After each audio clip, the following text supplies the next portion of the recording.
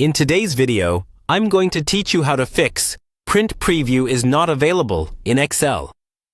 If you've ever tried to print a worksheet and seen that message instead of your normal preview, it can be pretty frustrating. The good news is that this usually comes down to a few simple settings or issues that we can fix directly inside Excel, and, if needed, through your printer settings. First, start by opening the Excel file where you're seeing the problem. Go ahead and click on the File tab at the top left of the Excel window. This will open the Backstage view, where you see options like Info, New, Open, and importantly, Print. Click on Print.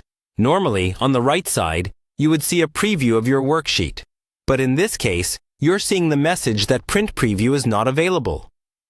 The first thing to check is the printer selection. At the top of the print pane, there's a drop-down where you can choose your printer. Make sure an actual printer is selected and not something like Send to OneNote or a disconnected device. If you see an error icon next to the printer name, try switching to a different printer, even if it's something like Microsoft Print to PDF. Excel needs a valid printer driver to generate the preview. So just changing this setting often brings the preview back right away.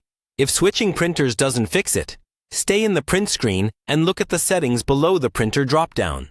Make sure there are no unusual page sizes or custom margins that might be causing an issue. You can change the page orientation between portrait and landscape. And you can also try selecting Fit Sheet on one page, just to force Excel to recalculate the layout. Next, close the print view by clicking the arrow at the top left to return to your worksheet. It's a good idea to save your file, then completely close Excel. Reopen Excel, open the same workbook, and check the print preview again. A full restart of the application can clear temporary glitches that block the preview.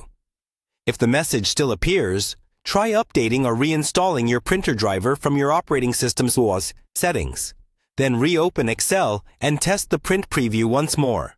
Once you see your worksheet appear in the preview pane, you're ready to print as usual.